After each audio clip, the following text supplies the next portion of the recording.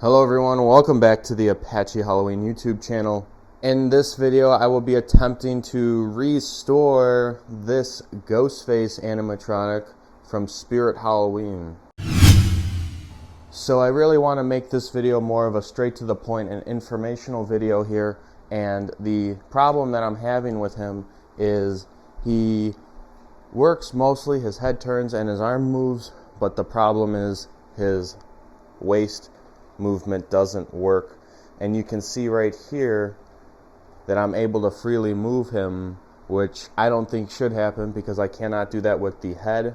I think that the head and the shoulders are the same thing, same neck, so I don't think that's normal. So it's either a gear stripped, broken off, or got popped out of place. So we are going to open him up and hopefully we can fix this problem. But before I do that, I want to just show you what he does as of right now.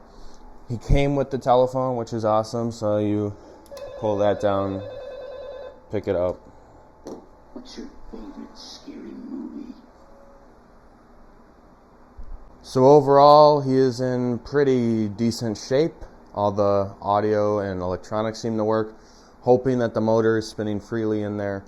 So I guess we will find out. I have all my potential gears that I need. I got my screwdriver right here. So that really should be all I need. I might need a pair of pliers and a blow dryer in order to heat up the plastic to pull the old gears on and off of the shafts. But let's get right into it. So the first thing I'm going to do is I'm just going to take off his head here. And there's just two pieces of Velcro. His hood comes down and his head should easily pop off. This is my first ever Gemmy item, so I am not too sure with how everything goes together. So I just learned my first thing with him, to take the head off, you gotta pull this pin back. Usually, I'm more into like the YJ stuff and the head just pops off, but no, this is a little snap lock. So I just figured that out, and hopefully I save you the trouble of taking your head off of any of these old Gemmy items, because I'm assuming they are all the same. So now I think the hardest part is going to probably be with the clothing. I need to get all the clothing out of the way in order to be able to get in the mechanism. So I'm just struggling to figure out how to take it all apart here. Now I tried pulling up the sleeve here. I don't really think you really have to do that, but the thing I think I'm going to take off next is I see that you always have to take off these body shells. So there's a screw here and then there's another screw on the other side, and I'm assuming there's some on the back here, and yes there are. So I'm going to take those off and hopefully this will all come off. So I took this body shell off. There are just 4 screws on the front and the back, 2 on the front, 2 on the back, and this is all it is. This is what gives him his shoulder frame. This is how it goes on. This is the front of it. And this is just supposed to help me get more room into the mechanism. Now, what's important to note is it's not the easiest to take on and off. I still don't know if I need to really take the clothing off or not, if I can get away with leaving it on. And the thing that was a little difficult was to be able to get this piece off, because it is kind of big just to fit through this neck piece here. So I had to shift all of the clothing to one side in order to get this part to come up, and then once I was able to do that, I was able to just pull it out pretty easily. Just be careful, try not to rip anything, and you should be good. So now that we can easily see the head motion here, I'm going to take all these screws off and see if I can get to the gears and just service the gears. Hopefully we'll be able to make sure that nothing is cracked in it. I might go ahead and just replace it, I don't know. I'm going to see what it takes and how good of condition it is. So I got this piece off. This had 5 screws in it. There was one in the center here with the washer. You want to make sure that one's the same, and you also want to take note, the wire goes on through the front here like this, something like that. The wire goes between these 2 notches for screws. And then we get to here, and there are 4 more screws that I think you have to take off. So I unscrewed them all, and this should really, I think it should just pry up. So I will do that next. So I got it to come off. There was actually 2 parts. It looks like it's cracked, but it's actually not. I think it comes off in 2 sections for you to be able to turn the belt here to get the belt to, or service the belt. So I thought I could take this off relatively easily, but it turns out I don't really think I can. I think I'd have to take these pulleys off, and I don't really want to have to bother with that because I don't want to break anything that is unnecessary. The head works fine. There isn't any clicking going on, so I think it's really good. I'm going to try and get some oil in there to service it up a little bit, but I think this is all pretty good. So I'm going to kind of just put it back, and hopefully nothing goes wrong with it.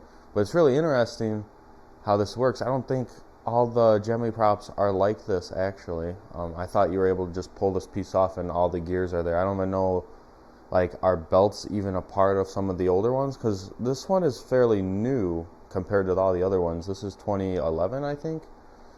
So that was like towards the end of the cool life sizes. So I don't know. I'm just going to put it all back together, put some oil in it. This is what I want to get to right here, down here. So I'm going to have to take this whole thing off to get to that. So don't do as I do and try to just pry this thing off, because it doesn't come off like that. If you want to service in here, you're going to have to take these pulleys off and then pull it off. Because I was going to put it back together, and I thought to myself, if I should test it before I assemble it all back together. And sure enough, it is not moving, because when I pried up this part, one of the gears popped out of place. So now I'm going to have to go in there, pull these off, and just make sure everything's good. And I guess it gives me an opportunity to service it. So I got my hair dryer ready, and I'm just going to slowly and very gently pull these off, and hopefully I don't crack them. So I put the gears back on here, and it works. You want to make sure that all the things are exactly how you put them back together, or take them apart, I mean. You want to make sure that this part is in the front, and you also want to make sure that this wire isn't binding on anything. So I was able to do that. It works pretty well. Here's a little demonstration. I got the little phone working. Who is this? This is the last person you're ever gonna see alive. So it works pretty good. So now we're going to take this whole piece off and hopefully get to the waist movement right down here. So I think there's just 4 screws here, and then there's 2 screws here, and then there's 2 other screws somewhere right in here. So I'm going to get to that, and hopefully this all pulls off. This is probably a 2-person job. I'm going to try and move him over to this area right here in order to be able to rest it on there, hopefully. So let's see how that goes. So since this part is all assembled, actually what I was trying to figure out is how am I able to take this off. This guy needs to just get pulled off. There's nothing that I don't really think locks it in, because the thing that locks this thing in is this piece right here. So once you take that off, this whole neck mech gets able to be pulled off. I didn't know that. I was thinking, so I actually went back in the gearbox and tried to find a screw, but it actually just pops off. There's nothing in there. And then there's 4 screws right there. If you can see that, there's 4 screws, and that is what holds this body mech in together here. So I'm going to take those off, and hopefully this whole thing pops off, and then we can get down into there. So this whole neck mech comes out, just gets pulled out, and once you pull that out, you see the motor for that is right here, and that gets feeded into this area right here, and there are screws down here that you need to unscrew in order to access the gearbox in here. So then once you get in there, you can access more screws like these guys right here, and you can easily access the waist gearbox. And then you can see I replaced the gear right here. That was the problematic one. It was 10-tooth gear. There was a crack, and it rose up and it wasn't engaging anything. So I put a new one in. I'm gonna re-grease and put more oil in here, and then put it all back together.